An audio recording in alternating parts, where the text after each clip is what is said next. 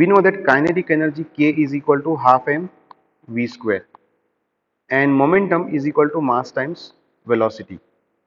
So to derive the relation between these two, we can multiply kinetic energy formula, that is half m v square, with m and divide by m. So now rearranging the terms, we get m square v square upon 2m.